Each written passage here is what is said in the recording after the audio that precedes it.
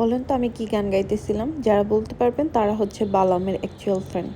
তো বালামের ওই গানটা গাচ্ছিলাম আমি, কে তোমায় সাজিয়েছে এত অপরূপে।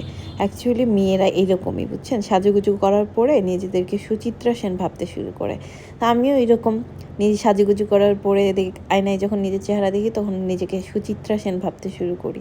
তো আজকে কেমনে কেমনে জানি পারফেক্টলি আইলাইনারটা প্রথম চান্সেই হয়ে গেছিলো, আর মেকআপটাও একদম স্মুথ হয়ে গেছিলো। আমার এত ভালো লাগতেছিল।